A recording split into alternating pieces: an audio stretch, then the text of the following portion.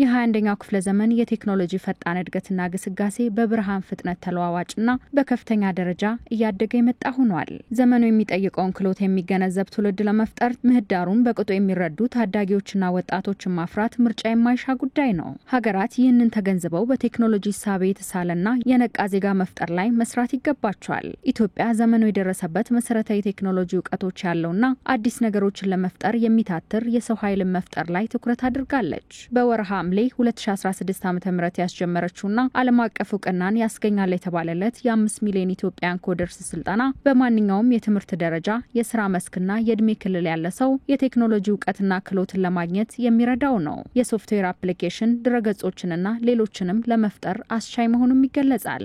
አሁን ላይ እንደ ሀገር ከ780 ሺህ በላይ ሰዎች ስልጠናውን እየወሰዱ መሆናቸውንና 272 ሺህ የሚሆኑት የብቃት ማረጋገጫ ማግኘት እንደቻሉ የኢኖቬሽንና ቴክኖሎጂ ሚኒስቴር ገልጾልናል። በእኛ ተቋም ወደ 346 የሚሆኑ ሰዎች ሰርቲፊኬት ወስደዋል። እንደ ኢትዮጵያ በናሽናል ከቨሬጁ በአሁኑ ሰዓት ከ780 ሺህ በላይ ሰዎች ኮርሱን እየወሰዱ ነው ያሉት። ከዚህ ውስጥ አሁን ባለው ዳታ ወደ 272 ሺህ አካባቢ የሚሆኑ ሰዎች ደግሞ ሰርቲፋይድ ሆነዋል። ትልቁን ኮርስ እየወሰዱ ያሉት ዳታ አናሊሲስ ላይ ነው አብዛኛው። የ5 ሚሊዮን ኢትዮጵያን ኮደር ስልጠና ለስራ አጋዥ የሆነ የቴክኖሎጂ መረዳትን ከመፍጠር እንዲሁም የወጣቶችን የዲጂታል ኢኮኖሚ አቅም ከማላቅ ባሻገር ዜጎች ከተለያዩ ዓለም ክፍሎች የርቀት የስራ ዕድል እንዲፈጠርላቸው መደላድሎችን ይፈጥራል። በኢትዮጵያ እስካሁን ስልጠናውን ከወሰዱና የብቃት ማረጋገጫ ካገኙ ሰዎች መካከል ከ50 ሺህ በላይ የሚሆኑት የስራ ዕድል እንደተፈጠረላቸው የስራና ክህሎት ሚኒስቴር ገልጿል።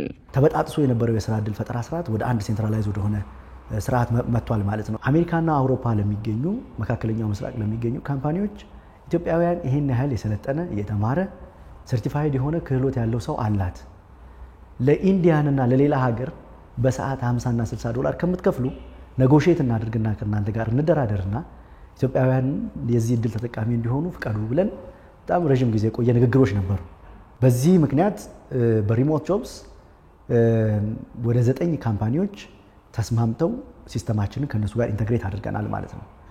በዚህ የሪሞት ጆብስ የሚመጡ ጥያቄዎች አብዛኞቹ የ5 ሚሊዮን ኮደር ኢኒሺዬቲቭን ሰርቲፊኬት የሚጠይቁ ናቸው። አሁን ባለው ሁኔታ እንኳን እስከ 50 ሺህ የሚሆኑ ዜጎች የነዚህን ስራዎች እንዲያገኙ እድል ፈጥሯል ማለት ነው። እነዚህ ስራዎች በሰዓት፣ በሳምንት፣ በወር፣ በአመት የሚከፈሉ ስራዎች ናቸው።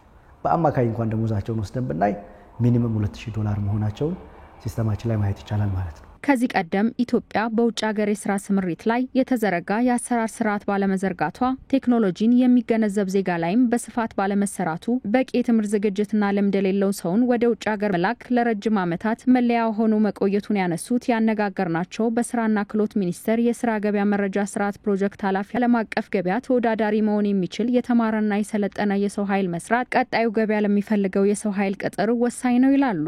ኢትዮጵያ አንደኛ ብራንድ የተደረገችው የቤት ሰራተኛ በመላክ ነው። ነገር ግን ኢትዮጵያውያን ማቅረብ የሚችሉት የቤት ሰራተኛ ብቻ አይደለም። ኢትዮጵያውያን ጥያቄዎች ይቀርብልናል።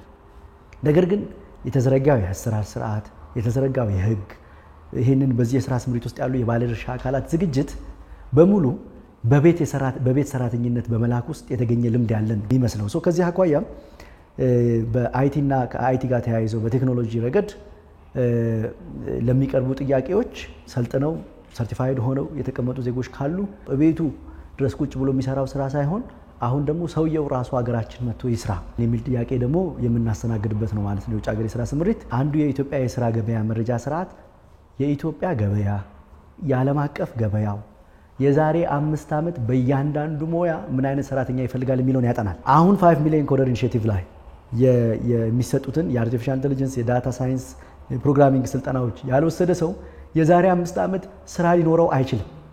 ዓለም ወደዛ እየሄደ ነው። ስልጠናው በመላው ሀገሪቱ ተደራሽ እንዲሆን ለማድረግ በየክልሎችና ከተማ አስተዳደሮች በርካታ ስራዎች እየተሰሩ መሆኑ የተገለጸ ሲሆን ተቋማት ዜጎች በስራ ዕድሎች ተጠቃሚ እንዲሆኑ በትብብር እየሰሩ መሆናቸውንም ገልጸዋል። ከሁሉም ክልሎች ጋር በጋራ እየሰራን ያለ ነው። ክልሎች በየጊዜው ቼክ ይደረጋሉ። ቢያንስ በወር አንድ ጊዜ በወር 2 ጊዜ ክልሎች ጋር ምን ጋር ፕሮግረሱ የት ጋር ደርሷል የሚለው ከነሱ ጋር ቼክ የምናደርግበት የራሱ ፕሮግራም አለ። ኢትዮጵያ ውስጥ ከ3 ሚሊዮን በላይ መንግስት ሰራተኛ አለ። ብዙ ነው ያለው። በፕራይቬት ሴክተር ላይ ብዙ ሰራተኛ አለ። ብዙ ዩኒቨርሲቲ ላይ ተማሪዎች አሉ። ብዙ ሃይ ስኩሎች ላይ ተማሪዎች አሉ። እነዚህ ተማሪዎች ይሄን እንዲጠቀሙ ማድረግ ነው። በቴክኒክና ሙያ ኮሌጆቻችን ስልጠናው እንዲሰጥ ኮሌጆቹ የቴክኒካል ችግር ሲያጋጥማቸው አሲስት የሚያደርጉ ባለሙያዎች ተመድበዋል። ስለዚህ ኤኒቲንግ ሲያጋጥማቸው ድጋፍ የሚሰጡ የአይቲ ባለሙያዎች በሁሉም ክልል አሉን ማለት ነው። በሁሉም ክልል አሉን። እያንዳንዱ ኮሌጅ እየሄዱ ያለውን ነገር የሚያዩበት ሁኔታ ነው ያለው። እያንዳንዱ አንድ ማዕከል የምንላቸው አሉ። የቢዝነስ ዲቨሎፕመንት ሴንተሮች ናቸው። ከ2500 በላይ ነው በመላው ኢትዮጵያ በቀበሌዎች ደረጃ ያሉት። እነሱ እየሄዱ ምን እየሰሩ እንደሆነ ሞኒተር የሚያደርጉ ባለሙያዎች ናቸው። የ5 ሚሊዮን ኢትዮጵያን ኮደር ስልጠና ላይ አስፈላጊነቱን በተመለከተ በቂ ግንዛቤ ባለመኖሩ የስራ ዕድሎች እየባከኑ በመሆናቸው ዜጎች ለዕለት ተዕለት ህይወታቸው፣ ለአኗኗራቸው፣ ለስራቸው እንዲሁም ሌሎች የስራ ዕድሎችን የሚከፍትላቸውን የኮዲንግ ስልጠና ሊወስዱ ይገባል ይላሉ ያነጋገርናቸው የዘርፉ ባለሙያዎች። 100,000 ስራዎች ወደ ኢትዮጵያ መጥተዋል። ከ100,000 ስራዎች እኛ የተጠቀምነውና መጠቀም የቻልነው 50,000 ብቻ 50,000 ያመለጠን ነው። ገና ያመለጠን ያለን ለምን ዜጎች ዕውቀቱ ስራው እንዳለ እንኳን ባለማወቃቸው ምክንያት አፕላይ ማድረግ ስላልቻሉ ማለት ነው። ይሄን እንድንጠቀም ሁሉም ክልሎች፣ ሁሉም የመንግስት ተቋማት፣ ሁሉም የፕራይቬት ሴክተሮች ቀጥረው የሚያሰሩ በስራቸው ያሉ ሰራተኞችን ኮርስ እንዲወስዱ ማድረግ አለባቸው። በቀጣዮቹ 3 ዓመታት 5 ሚሊዮን ኢትዮጵያውያንን በመሰረታዊ የዲጂታል ስልጠና ክህሎቶች ብቁ ለማድረግ የተጀመረው ስልጠና ማንኛውም ሰው በነጻ በኦንላይን መከታተል የሚችለው ነው።